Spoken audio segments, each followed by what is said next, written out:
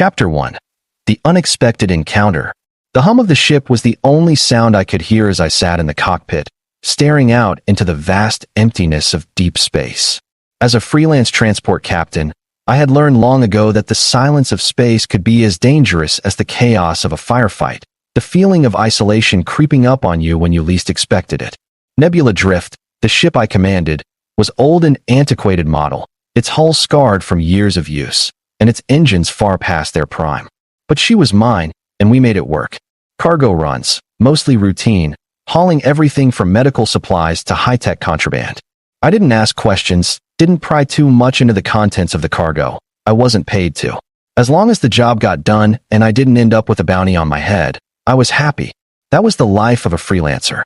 The pay was good, if inconsistent, but the freedom to make your own decisions, to live outside the reach of the empire, that was worth more than any paycheck.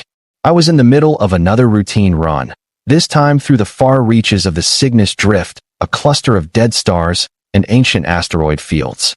There were few ships out here, and even fewer stations. Most people who passed through this area were either lost, desperate, or just plain foolish. But I didn't mind the solitude. My mission was simple: pick up a cargo shipment from a neutral trading station, then head back to the core systems. Nothing unusual.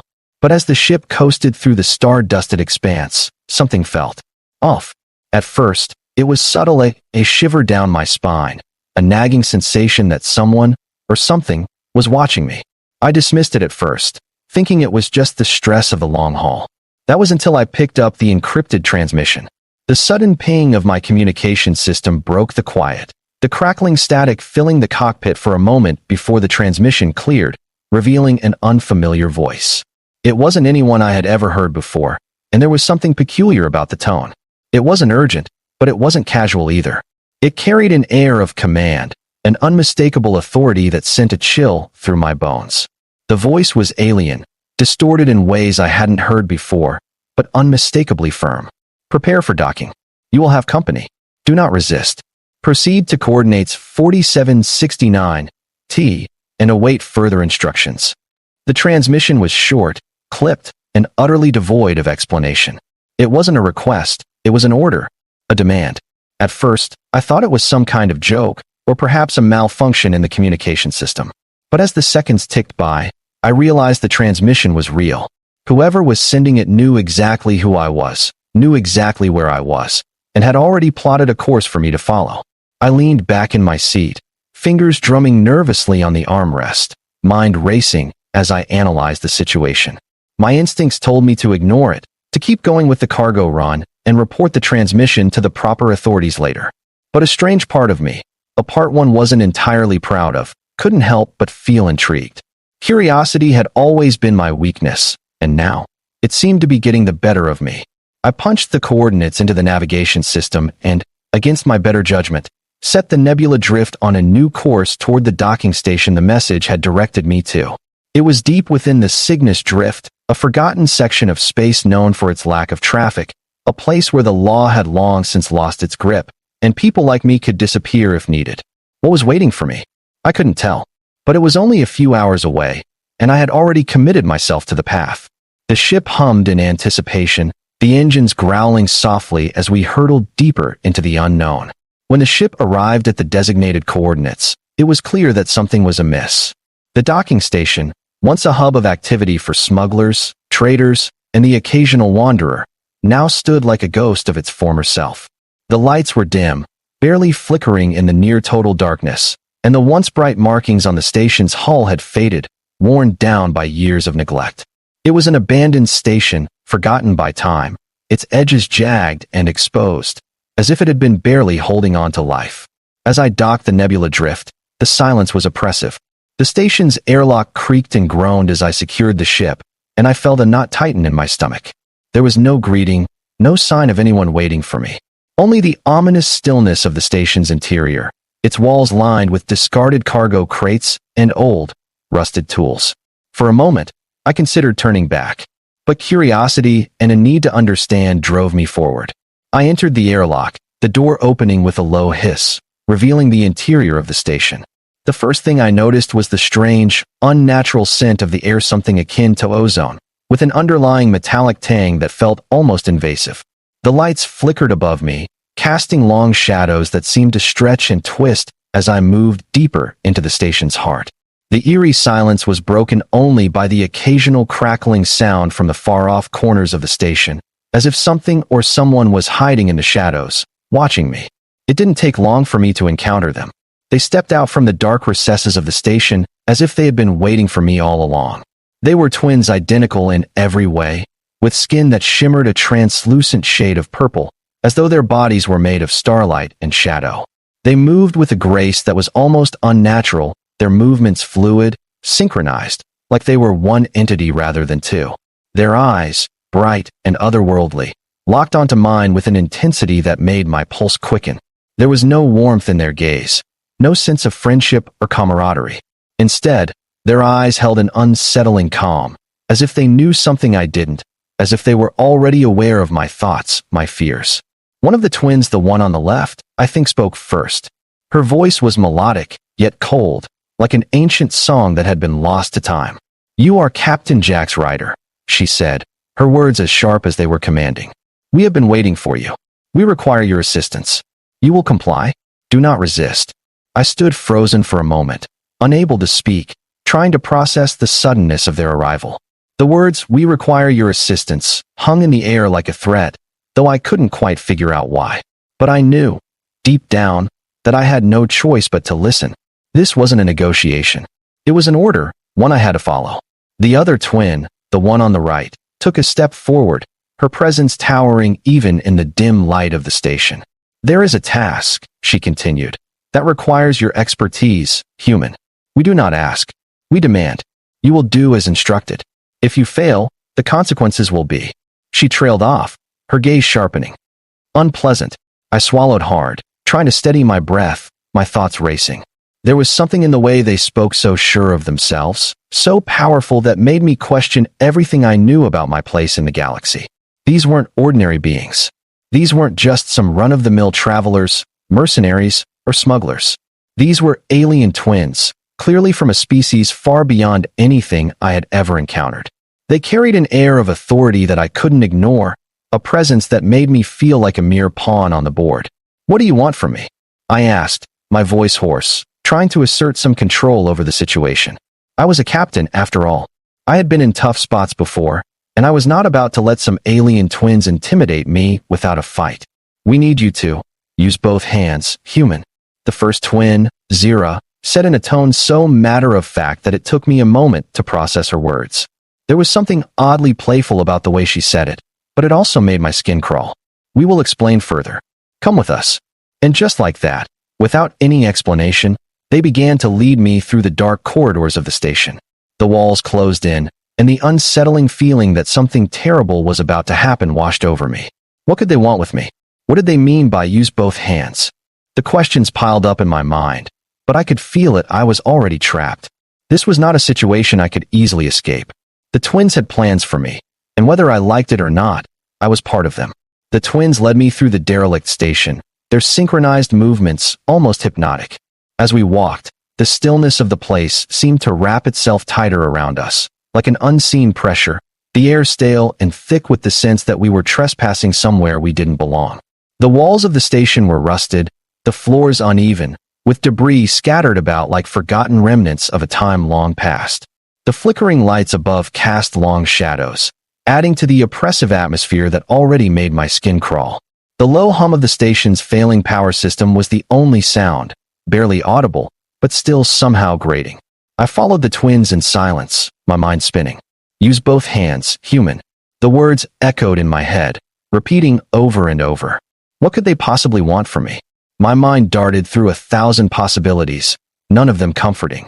These aliens, these mysterious twins, were not like anyone I had ever encountered in my time as a captain, and their presence left me with a gnawing sense of unease, like I was standing at the edge of a cliff, about to be pushed into the unknown. The twins led me to a dark chamber deep within the bowels of the station, the door to which slid open with a faint hiss. Inside, the room was cavernous and dimly lit, filled with strange machinery and glowing panels I couldn't begin to understand. The air was cooler here, and the atmosphere felt heavier, thicker.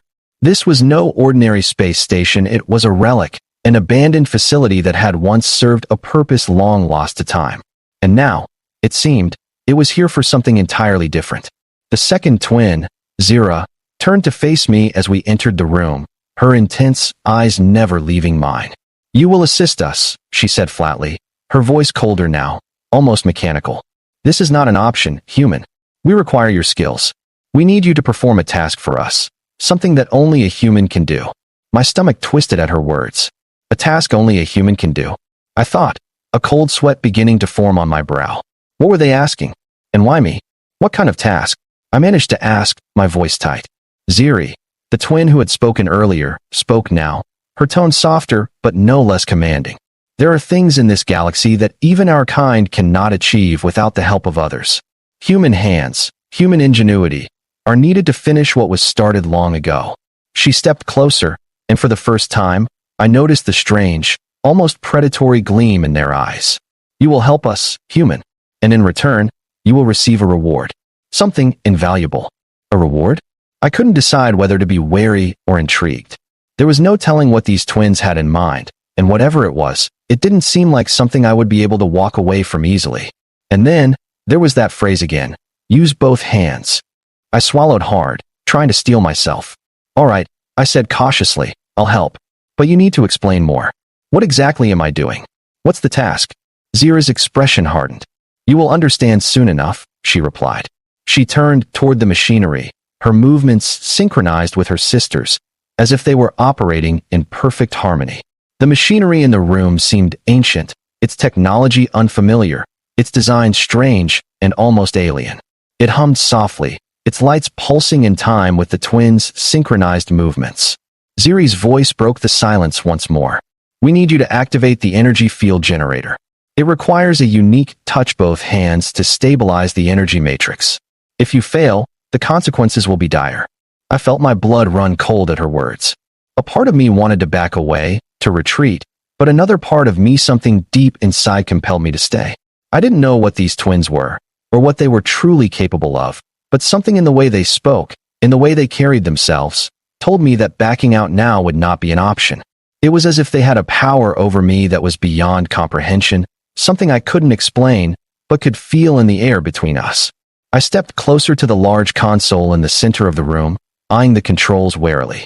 The twins stepped aside, standing in the shadows as I approached the unfamiliar device. It looked like a combination of a power generator and some kind of energy amplifier, but I couldn't even begin to guess its purpose. The glowing symbols on the interface shifted and fluctuated as I studied them, flashing in an intricate pattern I couldn't understand. The strange pull between me and the machine was undeniable. I had repaired and activated all manner of technology in my career, but this was unlike anything I had ever seen.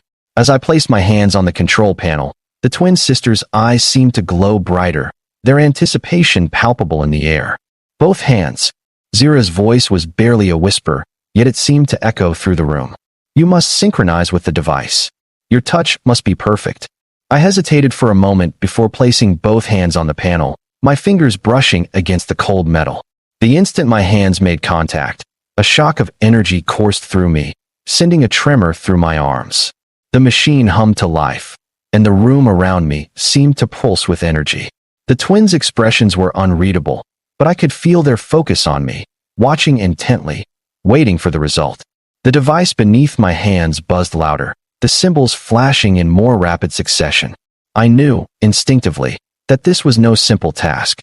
There was something ancient, something dangerous about the way the machine reacted to my touch.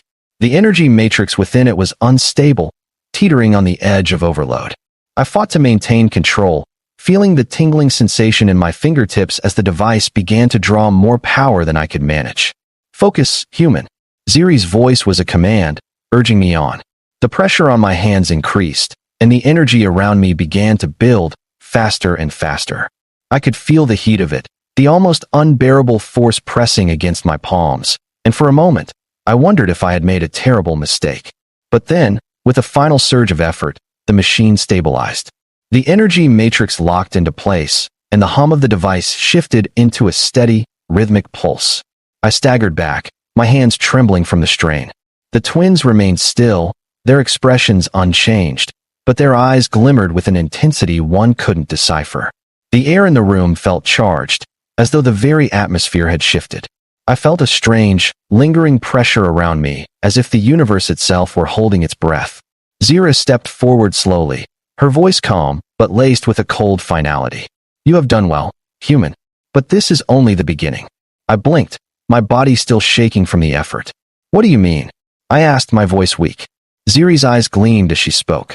"Now that the device is stabilized, we will begin the next phase. You have completed your part, but we still have much to do. You will help us with the rest. Use both hands, human." I didn't know what I was getting into. I didn't know what the twins truly wanted or what they planned to do with the device I had just activated. But there was no turning back now.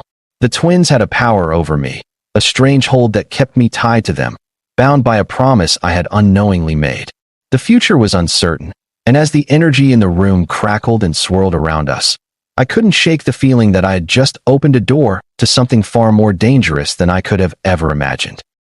Chapter 2. The True Purpose. After activating the device, the room seemed to change in subtle ways. The air felt thicker, the energy pulsing around us now, swirling with an intensity one couldn't explain. I had felt power before during repairs, when working with alien technology, but this was different. It wasn't just energy. It was alive, almost sentient, as if the machine itself was aware of me and my presence. I had only scratched the surface of whatever this device was capable of, and the twins were watching me with something akin to anticipation, as if I had just performed the first step in something far greater. But what was I part of now? Zira and Ziri moved silently, as if they were one entity, so in sync that their actions blurred together into a seamless choreography. Their presence in the room was suffocating, a constant reminder that they controlled this situation, that they were the ones in charge, and I was merely their tool. But there was something else there, something deeper. Their demands felt like a test, not just of my skills, but of my will, my resolve. Zira finally spoke, her voice calm, yet layered with a subtle command that I couldn't ignore. "You've unlocked the first part of the process, but the machine's true purpose has yet to be revealed." "What purpose?" I asked, my voice betraying a mixture of curiosity and dread. "What is it that you want from me?" Zira's lips curled into a thin, knowing smile. "What you activated was no ordinary power generator. It's a portal device, a gateway to a dimension that no other species has ever accessed. We are the last remnants of a dying world, and it is through this portal that we will restore ourselves." I felt my pulse quicken. A portal? The implications were staggering. A portal could mean anything: access to forbidden realms, untapped resources, perhaps even the key to their race's survival. But it could also mean disaster. Ziri stepped forward then, her expression unreadable. "Now that you've unlocked it, you are bound to us, human. There's no turning back. We require you to assist in fully activating the portal. Only then will we grant you your reward." I looked between the two of them, my heart racing as the enormity of their words sank in. A portal? What was beyond it? What would happen if I helped them open it? The answers to those questions could shape the future of the galaxy, and I realized then that I might have just become involved in something far greater than I had ever intended. The only question was, could I stop it, or had I already gone too far? The air around me thickened, charged with the energy of the device I had activated, the hum of it vibrating through the floor and into my bones. I could feel the pull of it, deep in my chest, as if the very heart of the machine was beating in time with mine. The twins Zira and Ziri stood there, watching me, waiting. There was no mercy in their gaze, no empathy. They were like predators, and I had become the prey, whether I liked it or not. Zira's cold eyes never left me as she spoke again. "You've unlocked the energy field, but it is not enough. We need you to provide the final trigger. Only a human can perform the delicate maneuver to activate the portal's core. We've studied the mechanics. The final step can only be done with your hands." I swallowed, the weight of her words pressing down on me like a physical force. A portal to another dimension. I had no idea what lay beyond, and the way they spoke about it, the way they needed me to perform this task, it made my stomach churn. The thought that they were using me, manipulating me, began to gnaw at the edges of my mind. I had no choice but to go along for now, but how much longer could I stand by while they played their game? "Why me?" I asked, trying to keep the tremor from my voice. "Why a human?" Zira's lips curled slightly, though her eyes were hard as ice. Because human hands are unique. You do not understand the complexity of the technology we have. Your species has something the Iruan do not. We've seen it in your kind, your ability to adapt, to manipulate complex systems that others can't even begin to fathom. The portal needs a human to synchronize with it, to complete the final step. And it is through this portal that we can restore ourselves. We are the last of our kind, the only survivors of a dying race. We were forced into the depths of the galaxy, isolated from the others. But with your help, we can bring back our people, restore what was lost. I stared at Zira, the weight of her words sinking in. There was so much I didn't understand, so much that didn't make sense. Restore their people? How could a portal do that? What was on the other side? What kind of dimension had they created, or accessed, or found? The unknowns gnawed at me, and I felt the sudden, overwhelming urge to step back, to reject everything they were asking of me. But the same eerie pull that had drawn me here, drawn me to their side, kept me rooted to the spot. And if I refuse?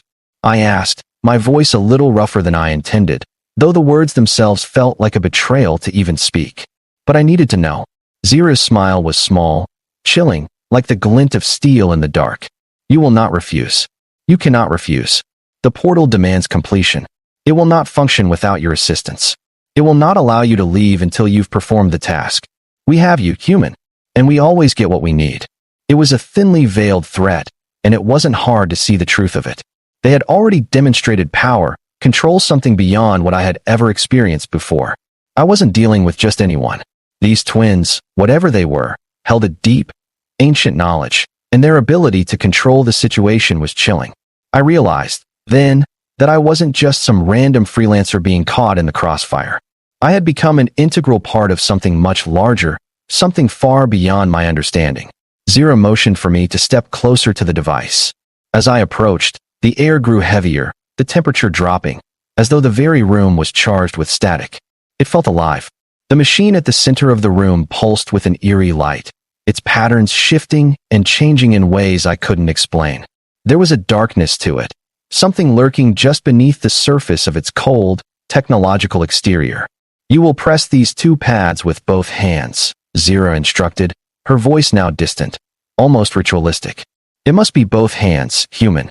The synchronization is vital. Only then will the portal open. I nodded, though every instinct in my body screamed for me to turn around, to flee, to find some way out. But I knew there was no escape. The machine had already begun to react to my proximity, its core glowing brighter with each passing second. I had to do it. I stepped up to the device, my fingers brushing against the cool surface. The pads where I was meant to place my hands were sleek, cold, almost smooth, and yet, there was something strangely welcoming about the way the machine seemed to call to me.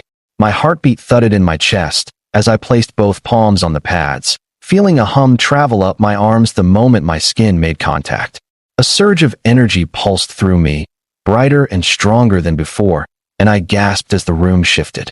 It wasn't just the machine anymore. It was something in the very air, something alive, ancient, stirring. The twins watched, their eyes glowing faintly, their faces unreadable. For a moment, time seemed to stretch, as though the entire universe was holding its breath.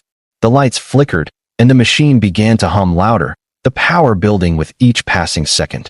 I could feel it in my bones. The tension, the charge in the air was palpable. And then, with a sudden jolt, the energy reached a breaking point. The machine trembled beneath my hands, and I felt a sharp, almost excruciating pressure on my chest. The lights flickered one last time before going completely dark. In the silence that followed, I could hear nothing but the echo of my own breath, ragged and shallow, the only sound in the stillness of the station. Then it happened. A ripple in the air, like a distortion of reality itself, began to unfold before me. I could see it, a crack, a tear in the fabric of space, glowing with an otherworldly light. It was a portal, but not like any I had ever seen before. The edges shimmered and twisted, rippling with energy as if it were a living thing. A cold wind blew from it, bringing with it an overwhelming sense of vastness, as if the very universe had opened up before me. My hands, still on the pads, were burning with the intensity of it all, and I had to fight not to pull away. Zira stepped forward, her eyes narrowing as she watched the portal expand. "It is done," she said, her voice almost triumphant. "You have opened the way." I looked at the twins, my body trembling from the effort, my mind reeling from the sight of the portal, this alien creation. What lay beyond it? What horrors or wonders did it hold? My instincts screamed at me to run, but I knew that I was already too far gone. I had opened it. I had allowed it to begin. Zira turned to Ziri, her expression unreadable. "The journey begins now," she said. "The human has served his purpose." I felt my throat tighten at her words. There was no turning back now. Whatever happened next would set the course for the future, my future, their future, and the fate of whatever lay beyond that shimmering rift. Zira turned back to me, her eyes flashing with something dark and knowing. "We will now cross into the other side. You have done what we needed. You will follow us." I looked at the swirling energy of the portal, its glow casting eerie shadows around us. The air was thick with power, and the tension in the room was suffocating. "Where are you taking me?" I asked, my voice barely a whisper.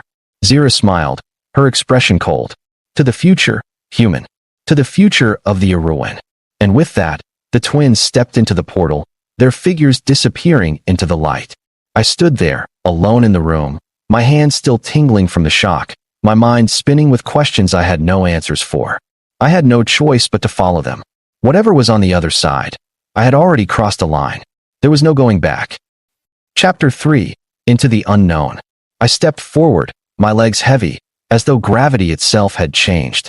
The portal's energy surged again, and I felt the strange, magnetic pull of it drawing me closer.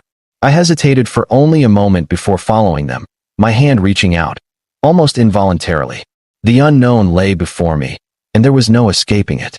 My breath hitched as I crossed the threshold. As my foot crossed into the swirling vortex, I felt a strange sensation wash over me. It wasn't pain, but it wasn't comfort either. It was as though every atom of my body was being pulled in different directions at once. I could feel the very fabric of space twisting around me, warping, stretching, and then, just as suddenly as it had begun, the sensation stopped. I stumbled forward and caught myself against the cold, unfamiliar surface beneath my feet. The world I had stepped into was nothing like what I had expected. It wasn't some alien landscape, some strange world full of alien creatures. Instead, it was something far more unsettling and endless, expansive void. There was no sky, no ground. It was as though I had entered a space between worlds, a place that existed outside the boundaries of reality itself. The twins were standing ahead, waiting for me, their figures silhouetted against the swirling chaos of the void. I could see their eyes glowing faintly, their expressions unreadable. "This is it, human," Zira said, her voice echoing strangely in the emptiness. "This is the heart of the universe, the place where all dimensions meet. And now, you are part of it. Welcome to the unknown." I had no idea what lay ahead, but one thing was certain: my journey had only just begun. The void stretched endlessly before me, an expanse so vast and unnerving that it swallowed all sense of time and space. I could feel the absence of any tangible reality around me, the lack of sound, the absence of gravity, the eerie pull of nothingness. Everything that had once anchored me in the physical world, the creaking of the nebula drift, the low hum of the station's power system, even the subtle vibrations of the ship's engines, was gone. I stood in a place where the rules of physics didn't seem to apply, where the very nature of existence felt fragile and fleeting. This was not a place meant for beings like me. But it didn't matter. The twins were here, and there was no going back. Zira and Ziri stood just a few paces ahead, their bodies glowing faintly in the perpetual darkness. Their expressions were unreadable, their eyes filled with an eerie calm that contrasted sharply with the chaos of the dimension we had stepped into. I couldn't help but feel like an intruder, a trespasser in a space that wasn't meant for me. But there they were, watching me with an unspoken understanding, as though they had been here countless times before, as if they had always known this was where they were destined to be. "What is this place?"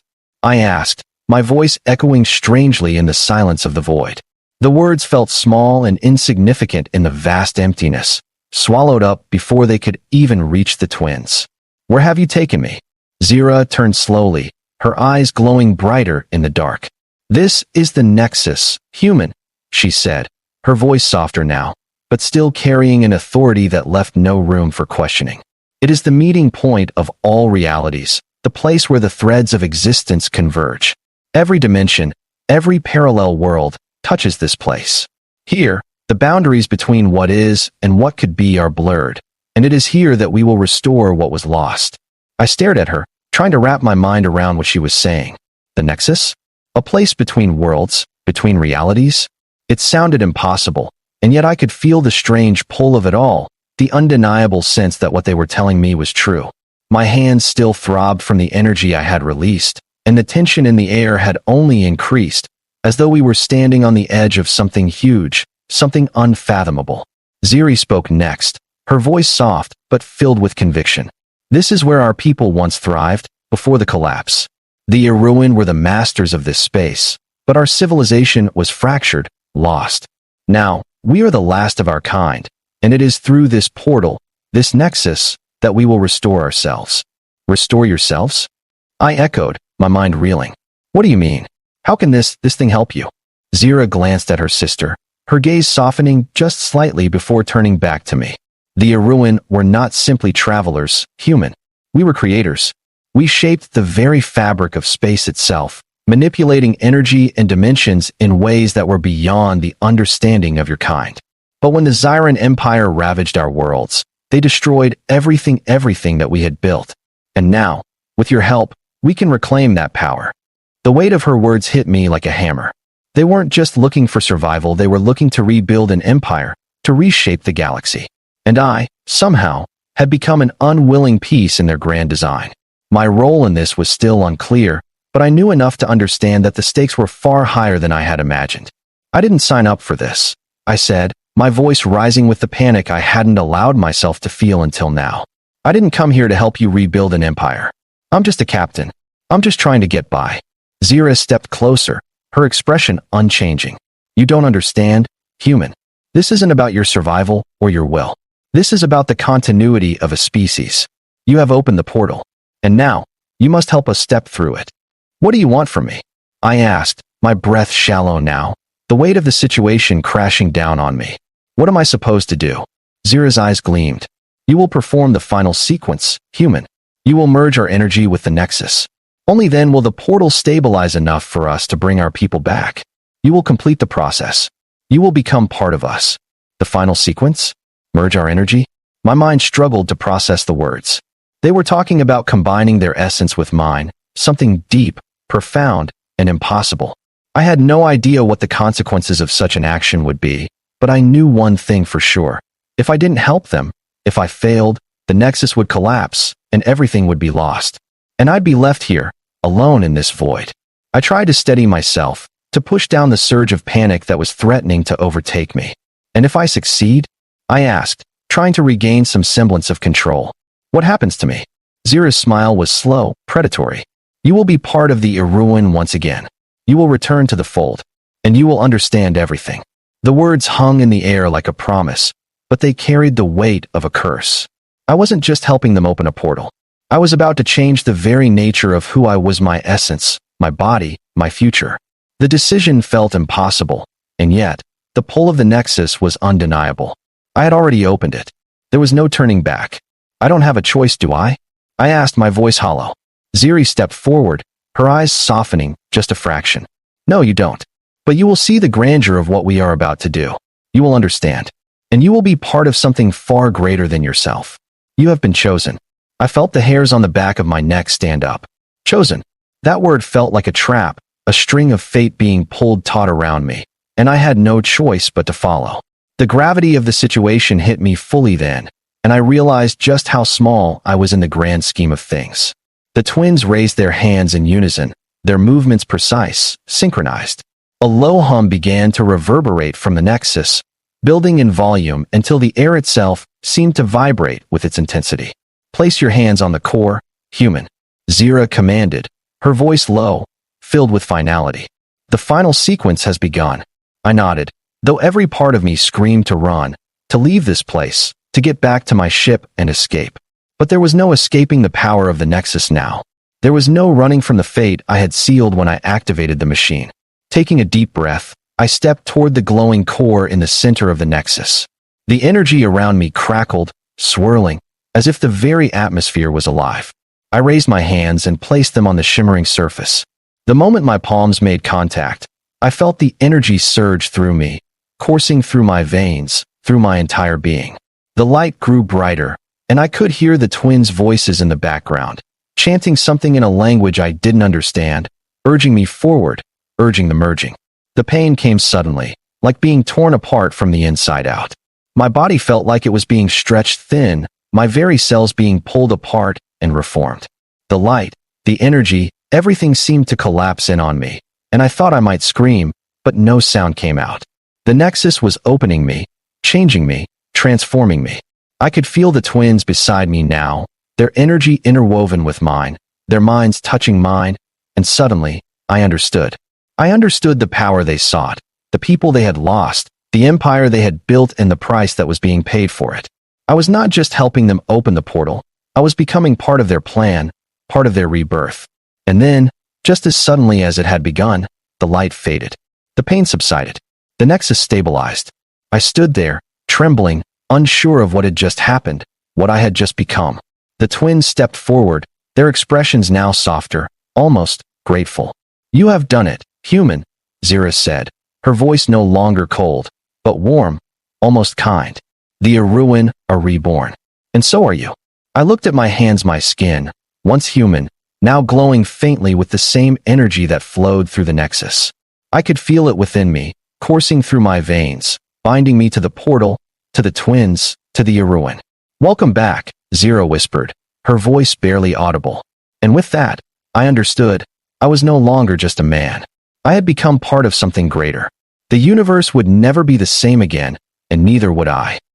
Chapter 4, Rebirth. The energy of the Nexus thrummed in the air, its presence now a part of me, intertwined with my very being. I could feel it like a pulse in my chest, a rhythm that echoed through every part of me. The twins watched me, their expressions unreadable as they stepped back, seemingly satisfied with what had just happened. For a moment, I was lost in the stillness, the silence, the weight of the transformation. The void around me, once an empty, unsettling space, now seemed like a canvas, a place where the fabric of reality could be reshaped. I felt different, more and more connected to something ancient, something vast, something that had always been beyond my understanding. Zira stepped forward, her violet eyes glimmering in the dim light. "You feel it, don't you?" she asked softly. "The power, the connection." I nodded, my throat dry as I struggled to make sense of what had just happened. "I can feel it," I whispered,